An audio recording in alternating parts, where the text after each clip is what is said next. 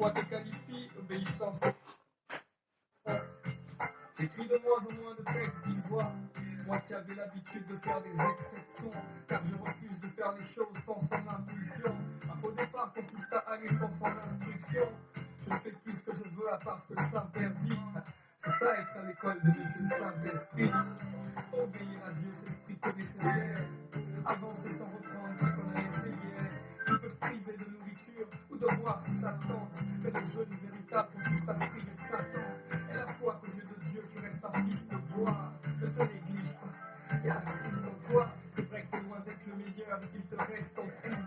T'as commis des erreurs, mais Jésus est lui-même.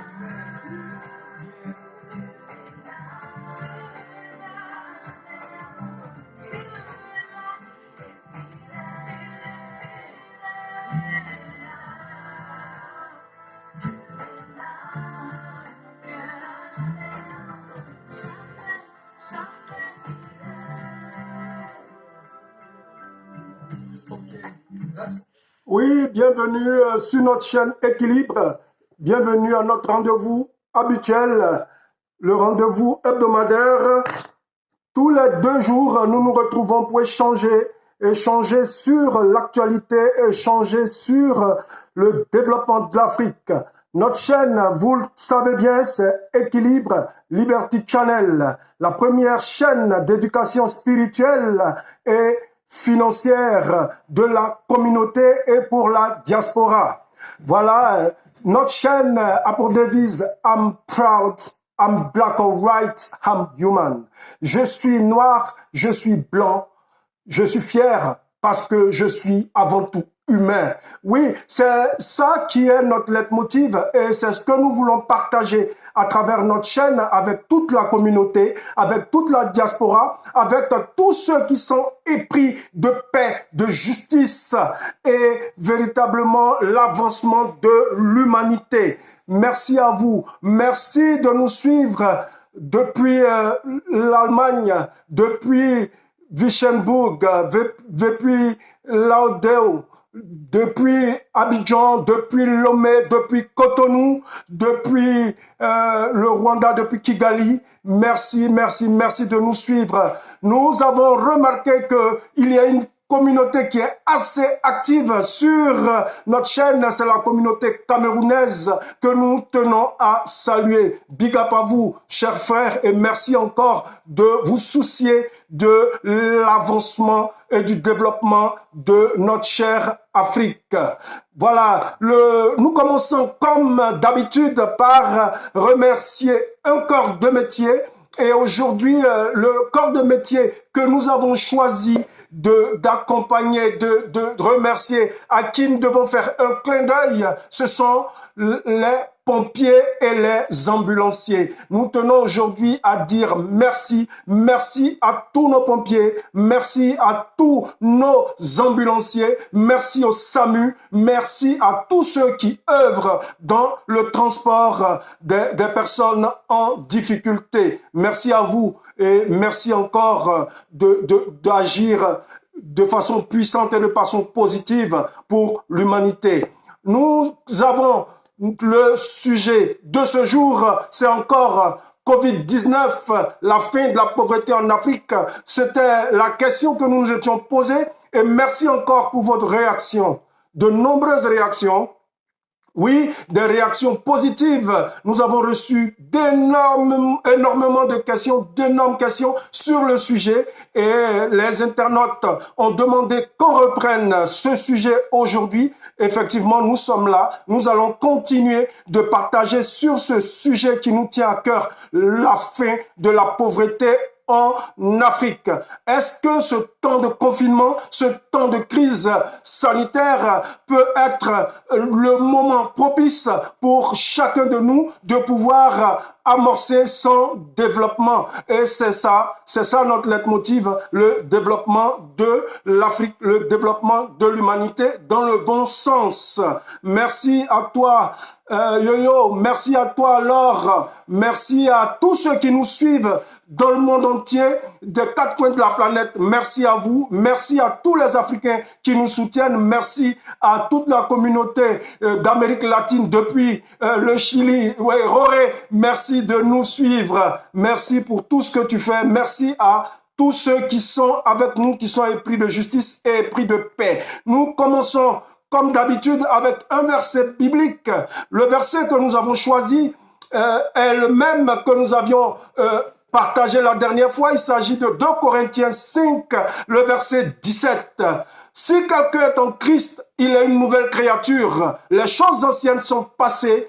Voici, toutes choses sont devenues nouvelles. Oui, effectivement, toutes choses sont devenues nouvelles parce que l'humanité aujourd'hui a besoin de Dieu. L'humanité a besoin de Jésus-Christ. L'humanité a besoin du Sauveur, du Créateur, du Paraclet et de l'Esprit Saint. Du coup, nous avons choisi de remettre encore ce verset aujourd'hui parce que l'humanité doit changer, de nouvelles choses doivent arriver pour tous ceux qui ont connu des difficultés et qui cherchent à s'en sortir. Merci encore, chers internautes, d'être là. La dernière fois, nous avions commencé par montrer, après la réaction d'un internaute qui nous demandait quelles étaient les causes véritables ou les causes profondes de la pauvreté en Afrique. Nous avions commencé par aborder le sujet, nous avions parlé des causes, de certaines causes. Aujourd'hui encore, nous allons reprendre ça, nous allons remettre ça sur la table pour voir comment encore avancer, quelles sont les choses que nous devons améliorer, quelles sont celles que nous devons abandonner et quelles sont ce que nous pouvons faire encore. Merci à toi alors, merci. Merci pour ton coucou, c'est tout à fait gentil et tout à fait remarquable de nous accompagner. Nous allons, avant d'arriver aux causes de la pauvreté en Afrique, rebondir déjà sur la première réaction. La première réaction, c'est sur l'actualité par rapport au vaccin du Covid-19. Les internautes ont beaucoup réagi inbox et sur nos différentes pages sur les réseaux sociaux et ils ont dit de revenir dessus et certains me demandaient quel était mon avis. Mon avis ne compte pas, c'est l'avis des internautes qui est le plus important, mais nous disons que effectivement, il y a eu quelque chose de maladroit, quelque chose que nous pouvons, pour nous Africains, considérer comme une foutaise. Le fait que des scientifiques et des éminents chercheurs puissent dire qu'ils allaient commencer par tester le vaccin du Covid en Afrique, parce que selon eux, l'Afrique était le continent qui ne pouvait pas se préserver. Ça, nous avons trouvé que ce discours était de la foutaise et que ce discours était un discours néocolonialiste qui ne disait pas son nom et nous nous disons que nous ne sommes pas d'accord avec ce genre de propos tendant à discréditer et à avilir véritablement l'Afrique, qui est un continent qui regorge de beaucoup de potentialités. Et ce genre de choses, nous disons que ce n'est pas bien et qu'il faille que ce genre de choses ne se reproduisent plus. Nous avons vu aussi sur les réseaux sociaux que le professeur qui avait tenu ses propos s'était excusé. Et nous avons aussi vu la réaction du gouvernement français qui disait qu'il n'était mêlé ni de loin ni de près par les propos du scientifique. Ça, c'est une bonne chose. Donc, voilà un peu ce que nous pouvons dire sur l'essai clinique du vaccin du Covid en Afrique. Nous disons que l'Afrique n'est pas une poubelle et que l'Afrique se doit de se respecter elle-même et d'être respectée par les autres parce que nous sommes fiers d'être noirs, nous sommes fiers d'être africains, nous sommes fiers d'être blancs, mais nous sommes avant tout humains. Et ça, il faut respecter l'humanité et il ne faut pas faire ce genre de choses qui créent un peu de désordre. Aussi, nous réagissons par rapport à des réactions, d'énormes réactions que nous avons eues, parce que nous avons remarqué que certaines personnes sont tombées dans le piège des réseaux sociaux, parce qu'aujourd'hui, chacun peut, à travers Internet que nous appelons la démocratisation de la communication, chacun peut se lever, faire une vidéo et critiquer. Mais nous disons que il faut faire attention parce que il y a ce piège-là dans lequel nous ne devons pas tomber, parce que il y a des gens qui pensent qu'ils ont plus le droit d'être sur Internet, ils ont plus le droit d'être sur les réseaux sociaux, de critiquer, d'aborder des sujets, et qu'il y a certaines personnes qui n'avaient pas le droit. Nous disons que nous nous inscrivons faux, nous insurgeons contre ce genre de réaction et ce genre de mentalité. Voilà.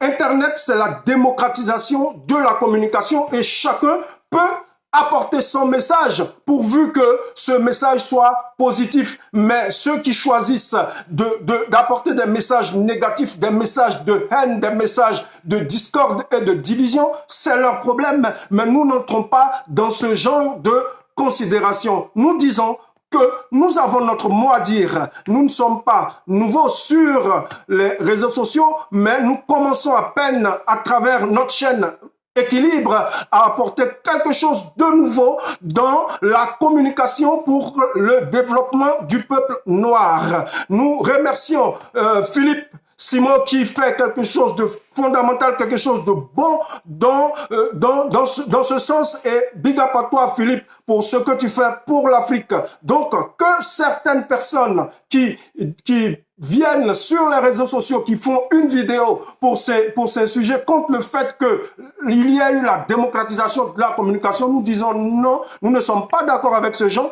parce que vous n'avez pas plus de droits que nous à pouvoir parler, à pouvoir dire ce que nous pensons de l'actualité, de l'Afrique, de l'Occident, et nous avons le droit aussi de parler. Donc, arrêtez vos menaces, parce que vos menaces ne feront rien sur nous, vos menaces ne nous feront pas arrêter ce que nous avons entrepris pour pouvoir apporter quelque chose de nouveau à l'Afrique et insuffler un nouveau modèle de pensée, un nouveau modèle d'action à travers les formations, à travers le coaching, à travers l'accompagnement et la mise en place des réseaux de développement de l'Afrique à travers des leviers que nous avions cités, qui sont l'immobilier, la transformation de nos produits agricoles, l'extraction de nos richesses minéralières et de nos richesses minières. Toutes ces choses, nous devons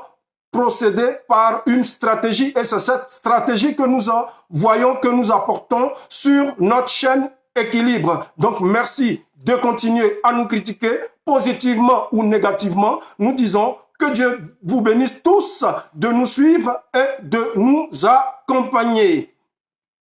Oui, voilà, je suis Jean-Michel Afin Tano, comme vous le savez, je suis serviteur de Dieu, donc serviteur de toute l'humanité, sans distinction de race, sans distinction de religion. Ce que nous prenons, c'est la foi en Dieu et le développement par le travail, un travail intelligent, un travail efficace. Et nous pensons que sur Équilibre, nous sommes là, nous travaillerons à ça.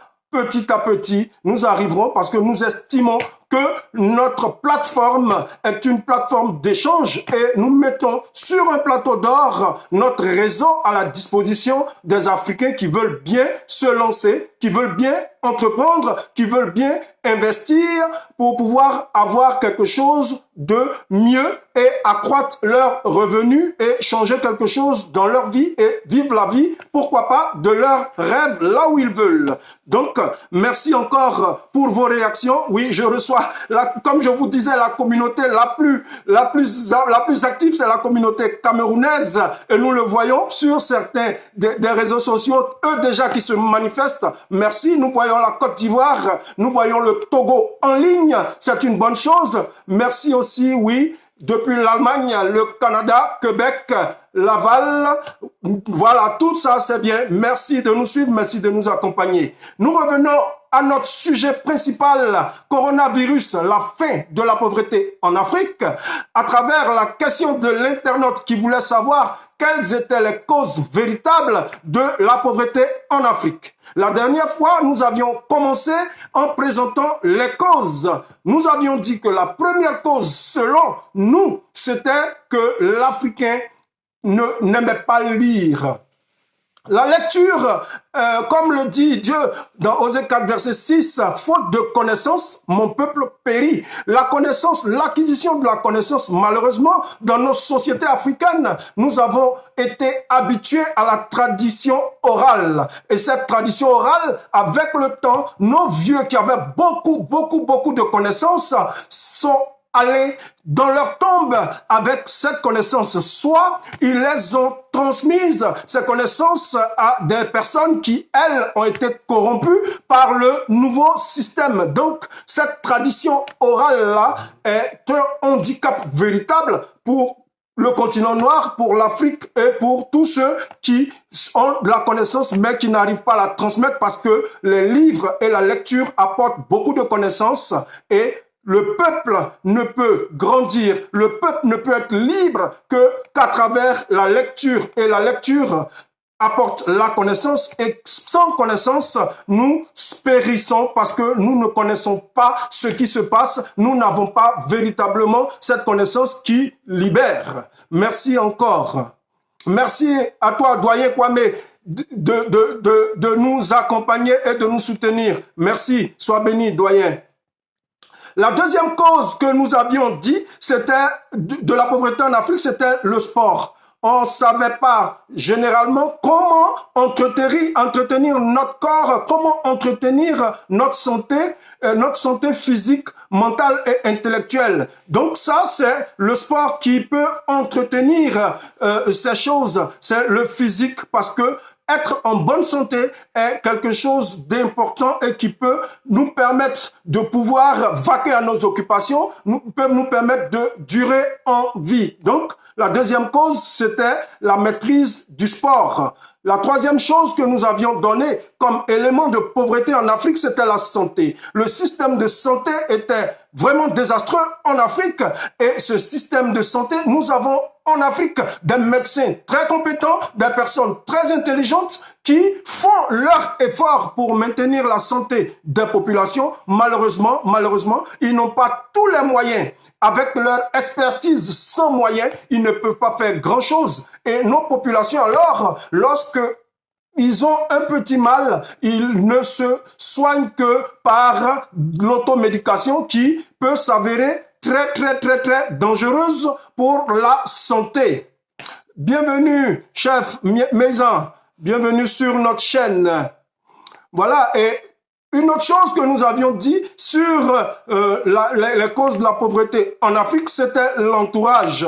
En Afrique, l'entourage est un poison pour le développement parce que tout autour, la mentalité est une mentalité de corruption et de jalousie. Parce que en Afrique, il n'est pas permis de réussir et il n'est pas normal de voir quelqu'un réussir. À peine quelqu'un aura commencé à réussir qu'il sera taxé d'appartenir à une secte, d'appartenir à un groupe ésotérique ou d'être homosexuel ou d'avoir fait ce qu'on appelle le juju ou d'avoir fait des fétiches pour pouvoir avoir ses biens. Et ça, c'est quelque chose de négatif en Afrique et cet entourage ne nous permet pas de nous élever vers la richesse parce que tout le monde veut tirer tous ceux qui ont un peu réussi vers le bas. Et là, il faut en Afrique que nous changions cette mentalité et que notre entourage soit un entourage productif, soit un entourage positif et un entourage qui nous encourage à nous élever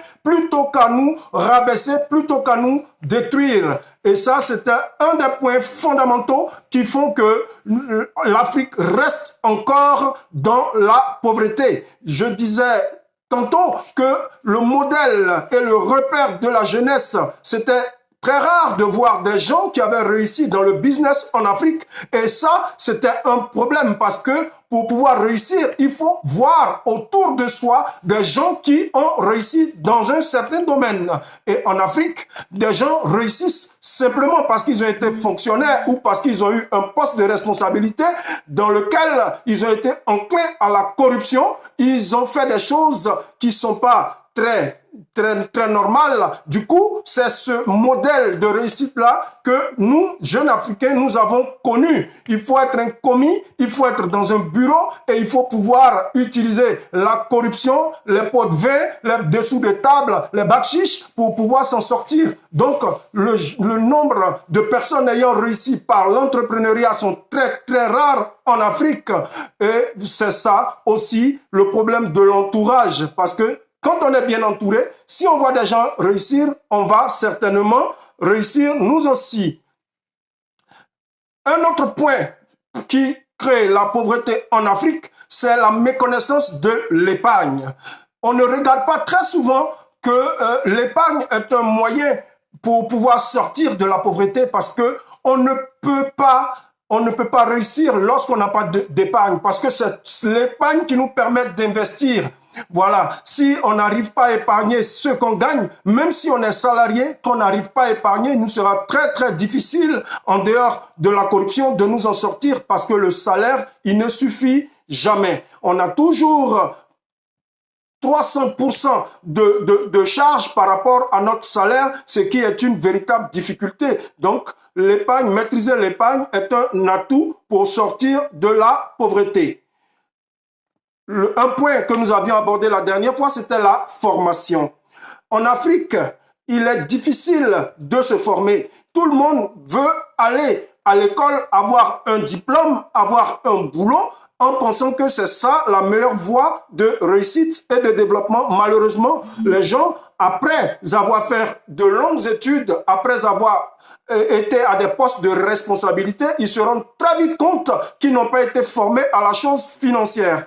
Parce que quand on parle de formation, c'est une formation pratique sur ce qu'on cherche, ce dont on a besoin pour pouvoir connaître véritablement de l'argent. Des gens sont formés, ils sont formés pour être instituteurs, ils sont formés pour être policiers, ils sont formés pour être douaniers, ils sont formés pour être enseignants, mais on ne les a jamais formés véritablement pour gérer le salaire qu'ils vont percevoir. Et ça, c'est une plaie en Afrique et c'est ça qui ne nous permet pas véritablement de pouvoir nous développer, de pouvoir avoir des biens, de pouvoir avoir la richesse que nous recherchons pour vivre la vie de nos rêves. Très vite, on déchante. Et si vous remarquez, c'est la raison pour laquelle beaucoup d'enseignants de l'université qui ont pensé que devenir enseignant à l'université était une panacée se retrouvent très vite de l'autre côté et ils finissent par devenir des politiciens et malheureusement, étant habitués à la corruption, ils deviennent des politiciens véreux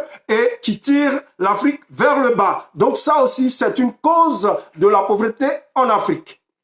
Nous allons aborder aujourd'hui de nouveaux points. Nous allons creuser davantage. Et un des problèmes en Afrique qui nous maintient dans la pauvreté, c'est le crédit à la consommation. Le crédit à la consommation, c'est quoi? C'est le fait qu'il y ait des institutions financières qui encouragent des gens à prendre le crédit pour s'acheter des voitures, pour s'acheter des maisons dans lesquelles ils vont habiter, c'est-à-dire leur résidence principale, ou bien ils achètent des télévisions, ils prennent des crédits pour faire des funérailles, ils font ce genre de choses. Et le crédit à la consommation est un poison pour le développement des personnes. Parce que il faille prendre un crédit, mais un crédit ne se prend que pour investir. Un crédit ne se prend que pour entreprendre. Salut à toi, Désiré Aka, salut Chola Digbe, bienvenue à vous. Et donc, toutes ces choses sont importantes. Il faut, en Afrique, comprendre que le crédit à la consommation est un poison et il faut sortir de tous ces crédits qui nous bloquent et qui ne nous laissent pas investir et qui ne nous permettent pas d'entreprendre parce que nous avons la corde au cou avec ce genre de crédits qui vont nous tirer vers le bas et qui ne vont pas nous permettre de nous en sortir. nous sommes en ligne et vous pouvez toujours réagir sur ce que nous disons pour que nous puissions échanger. Vous pouvez mettre vos questions, quel que soit le réseau, Instagram, Facebook, YouTube. Vous pouvez toujours réagir en direct. Voilà. Après le crédit à la consommation, nous allons passer à un autre point qui nous maintient dans la pauvreté en Afrique. Ce sont les salaires et les aides. Nous, en Afrique, nous sommes habitués à vivre d'un salaire. Et ça, c'est un gros piège parce que le salaire ne suffit pas et nous attendons toujours en Afrique soit notre salaire qui ne suffit pas ou bien nous attendons l'aide d'un parent, de l'État ou d'un proche.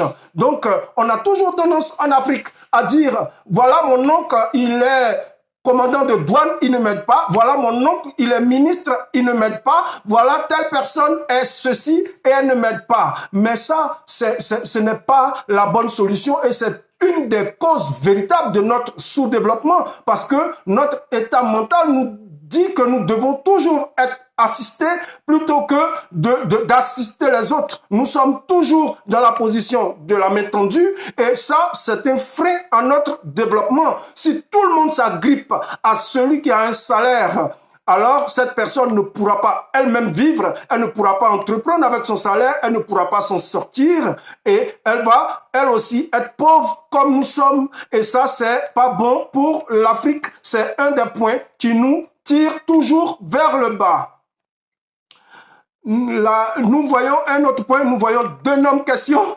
Un internaute nous demande, après ce point que nous sommes en train d'aborder, de parler encore de Covid-19 et de l'actualité, de la destruction de l'hôpital de campagne. Nous y reviendrons tout à l'heure. Pour l'instant, nous allons aller dans les points sur la pauvreté, les points qui maintiennent l'Afrique dans la pauvreté.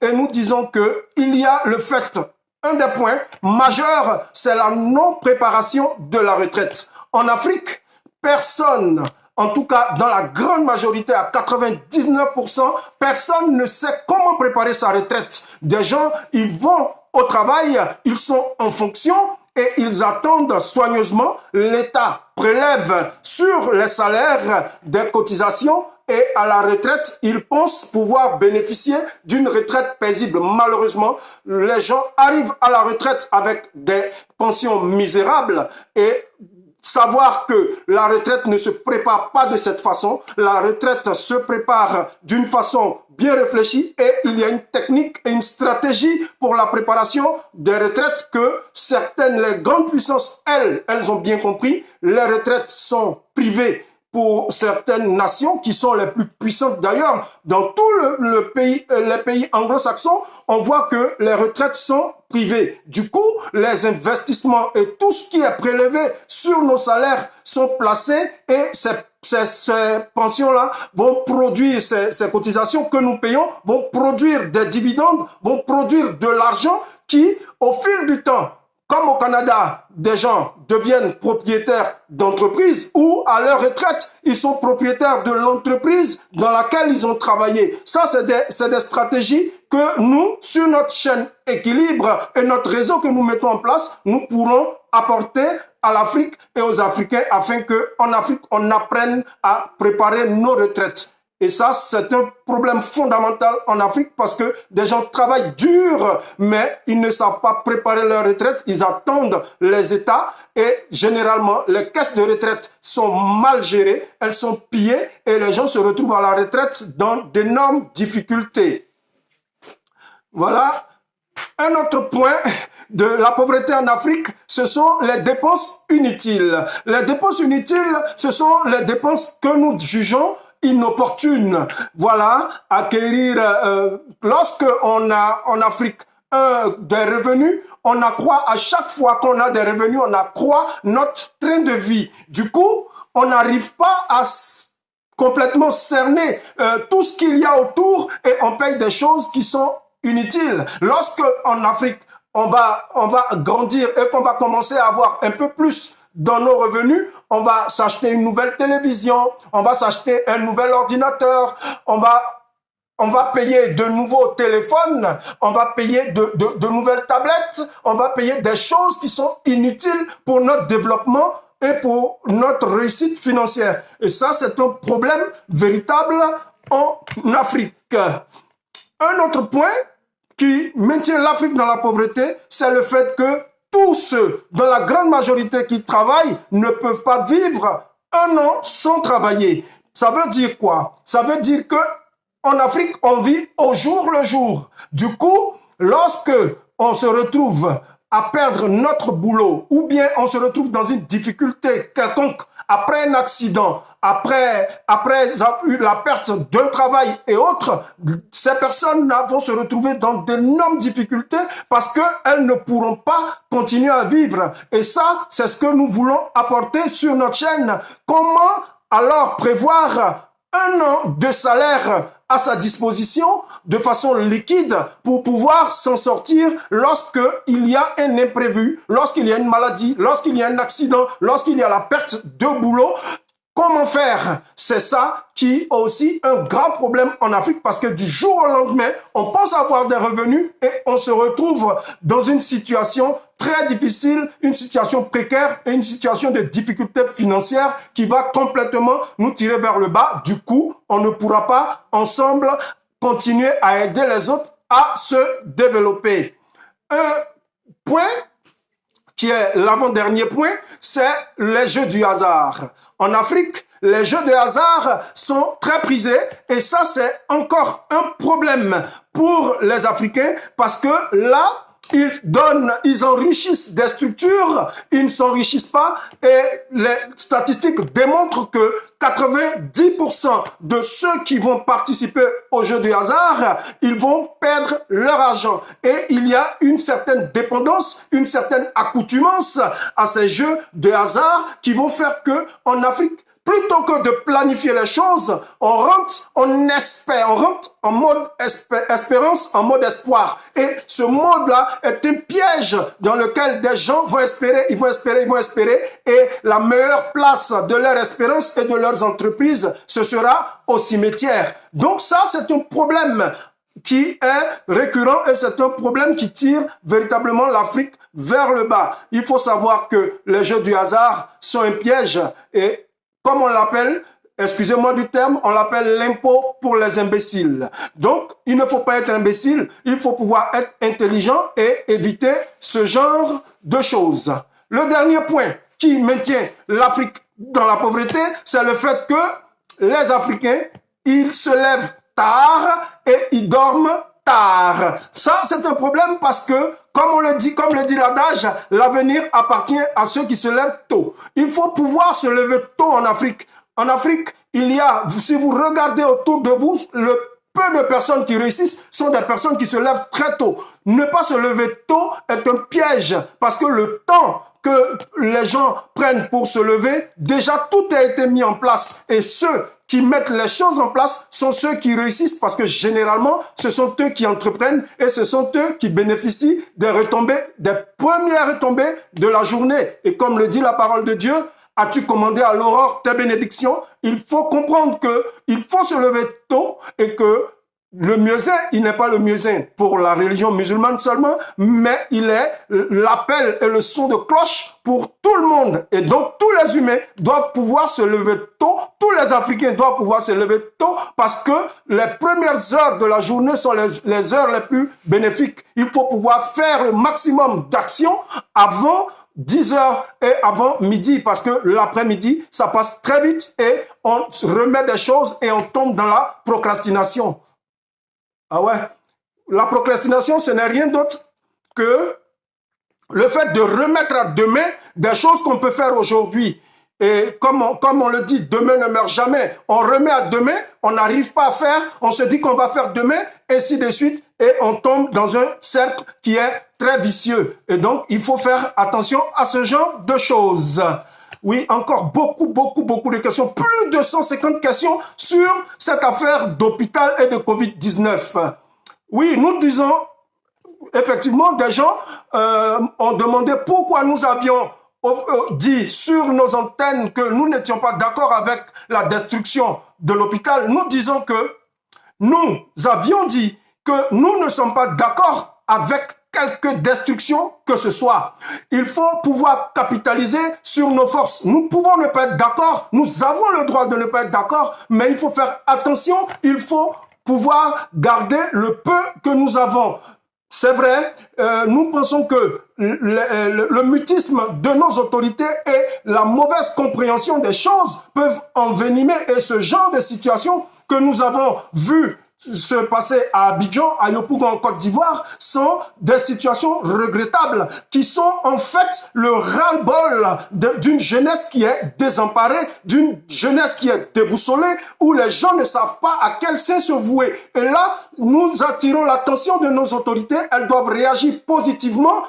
Oui, il y a un internaute qui nous dit qu'ils casseront encore parce que les autorités n'entendent que ça. Et c'est le seul moyen qu'ils ont de s'exprimer parce que les autorités ne les écoutent pas. Chères autorités, et ça c'est juste, c'est vrai, il faut faire attention parce qu'aujourd'hui, nos autorités doivent réfléchir à deux fois avant d'agir. Parce qu'aujourd'hui, il y a Internet, comme nous le disions, qui est la démocratisation de la communication. Du coup, tout le monde a accès aux informations en temps réel. Et il faut faire attention, lorsque des gens, des scientifiques estiment que l'Afrique doit être le cobaye et que l'Afrique doit être la poubelle du monde, nous disons non. Et cette jeunesse-là qui a ces informations, elle va automatiquement réagir. Donc à nos autorités de prendre conscience et d'expliquer les choses et aussi de démontrer leur bonne foi à la population, parce que quand ces jeunes-là, ils ne sentent pas la bonne foi, ils ne sentent pas l'amour, ils ne sentent pas l'accompagnement, ils ne sentent pas l'aide des autorités, il va sans dire qu'ils vont réagir. Nous ne disons pas cela pour encourager les gens à faire ce genre de choses. Nous disons que ce genre d'actions sont regrettables parce que nous demandons à tous les Africains de ne pas détruire, mais de privilégier le dialogue. Parce que pour nous, le dialogue, comme le disaient nos sages, c'est l'arme des forts. Et le dialogue, c'est ce qui peut envoyer quelque chose de positif à l'Afrique. Il y a un internaute qui dit comment voulez-vous qu'on ne casse pas si chaque fois qu'on revendique ou on fait un poste ou qu'on marche, on va en prison. Bon, voilà, c'est ce que nous disions. Il faut faire très attention. Il faut faire très attention, c'est vrai. C'est vrai. Chères autorités, prenez la pleine mesure de ce qui se passe et donnez aussi les bonnes informations. Parce qu'il ne faut pas que des gens, ils voient que des gens ne les écoutent pas. Ils voient que des gens s'en foutent un peu de leur avenir. Et là, ils vont réagir. Donc, malgré tout cela, nous disons, jeunesse africaine, faisons attention, nous avons besoin d'échanger, nous avons besoin de parler, nous avons besoin d'aller vers les aînés, d'aller vers les autorités, les respecter et exiger d'elles qu'elles s'occupent positivement de nos problèmes. Mais ce que nous voulons dire sur notre chaîne Équilibre, c'est que nous, jeunesse africaine, nous devons faire très attention parce que nous ne devons pas attendre que ce soit les autorités qui fassent quelque chose pour nous. Nous ne cessons jamais de le dire sur notre chaîne. Il ne faut pas mettre sa confiance en un homme. Qui plus est, un politicien, il faut faire attention, ne pas faire confiance aux politiciens, ne pas faire confiance aux Occidentaux, ne pas faire confiance à l'État, ne pas faire confiance à ses parents, ne pas faire confiance aux stars et autres. Il faut faire confiance en Dieu et décider de prendre en main son développement. Lorsque on met sa confiance en un homme et qu'il nous déçoit, on peut devenir violent et nous pouvons voir ce genre de réaction que nous avons vu, que nous jugeons regrettable parce que nous estimons que ce sont des gens qui ont crié un certain ras-le-bol et il faut faire attention. Il ne faut pas donner dans la violence. Il faut laisser des gens s'exprimer, que ce soit sur Internet ou qu'ils fassent des marches pacifiques. Il faut pouvoir les écouter, il faut pouvoir les accompagner, il faut pouvoir les encadrer et les inciter à mener des actions positives. Et aussi qu'on voit à travers toutes les actions qui sont menées que des gens et ceux qui nous dirigent en Afrique, qu'ils sont de bonne foi. Il faut qu'ils nous démontrent aussi leur bonne foi parce que la jeunesse est désemparée. Mais nous disons, Il n'est pas trop tard, jeunesse africaine, vous pouvez rebondir, vous pouvez vous relever en faisant des actions positives, en vous prenant en charge, en ne comptant pas sur ces politiciens. Ces politiciens ne nous apporteront rien de bon, mais si nous prenons notre destin en main, nous avons la possibilité de faire de grandes choses. Voilà ce que nous pouvons dire. Oui, nous avons eu plus de 200 questions sur ce thème-là, et nous reviendrons une autre fois, mais nous disons que il faut éviter ce genre d'action qui tendent à détruire ce que nous avons. Voilà, il y a une autre manière de revendiquer et nous pensons que le dialogue doit être favorisé, le dialogue doit être approprié, et merci à tous ceux qui ont demandé le calme à cette jeunesse-là. Merci, merci à tous ceux qui ont réagi, et merci de soutenir cette jeunesse, et éviter aussi, demander à nos autorités de laisser tomber les arrestations de toutes sortes et qui pullulent. Il faut éviter ce genre de choses parce que ça peut envenimer la situation et ce serait regrettable pour notre Afrique. Un internaute nous demande, ah oui, nous avions promis donner les résultats des tests sur la chloroquine par rapport au Burkina. Oui, effectivement, nous avons eu le retour du Burkina Faso à ce jour, selon les autorités sanitaires. Effectivement, merci cher internaute pour votre question. Il y a 16 cas de décès au Burkina Faso, mais toutes les personnes qui avaient été mises sous chloroquine et sous zapivirine sont effectivement sorties d'affaires et elles sont aujourd'hui hors de danger selon les informations que nous avons reçues. Ce qui veut dire que il se pourrait bien que cette chloroquine et l'azithromycine et la pivirine marchent bien en Afrique et c'est de bonne guerre. Nous n'aurons pas besoin de jouer les cobayes pour un certain vaccin et c'est une bonne chose. Merci, cher internaute, d'avoir posé la question.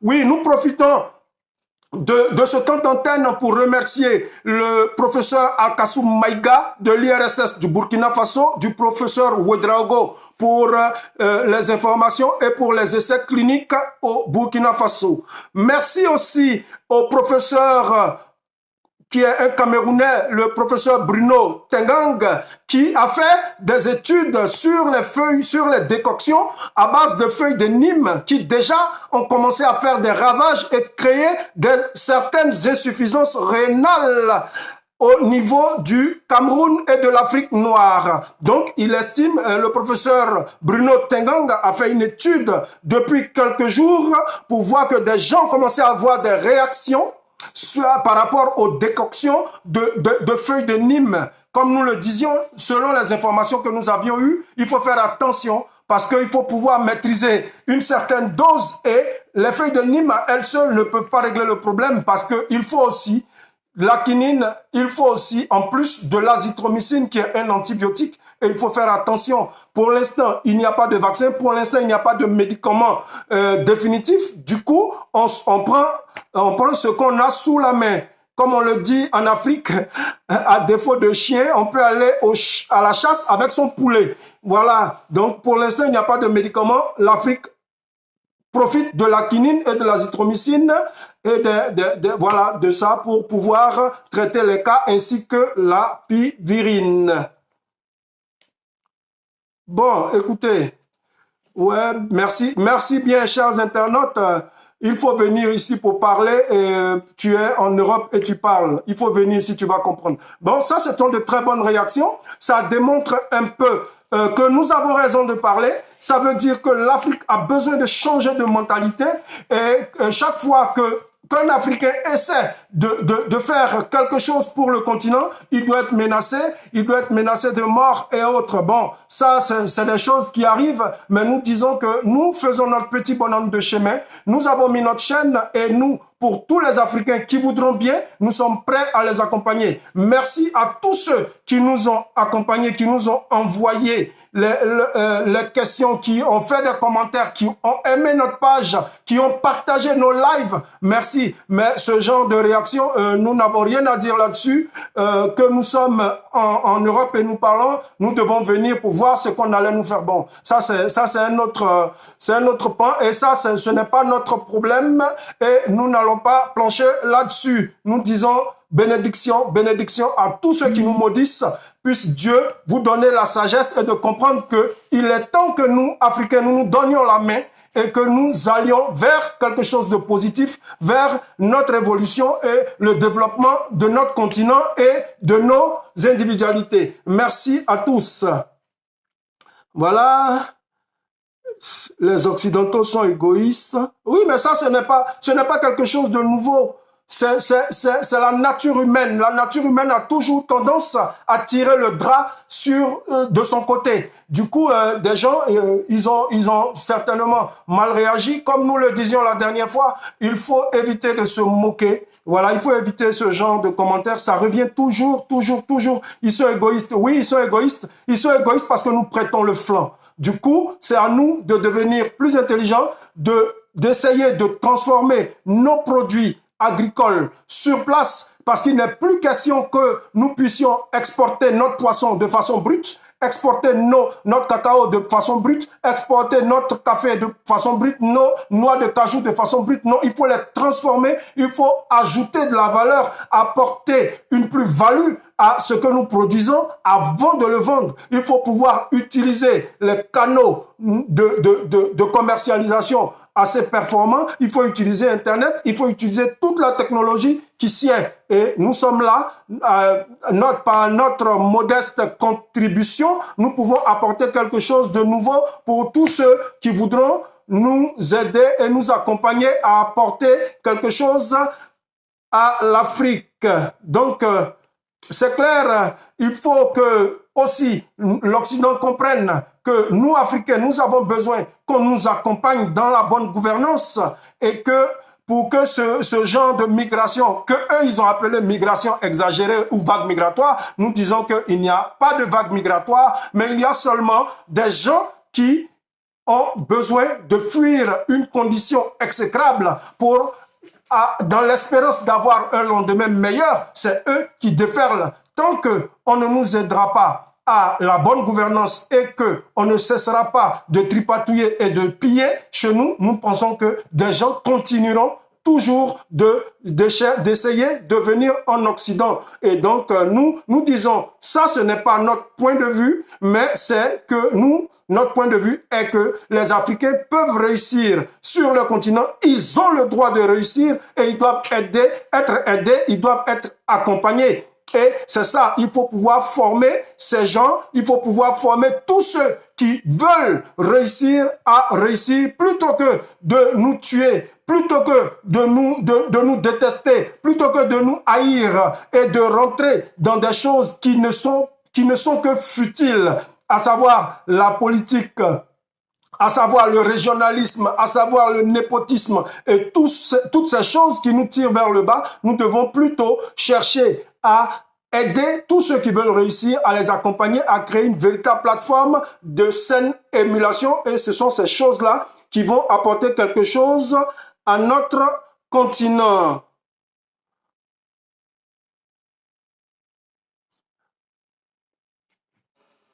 Ok, il y a un internaute qui demande pourquoi nous ne faisons pas seulement la formation financière et que nous répondons aux questions des internautes.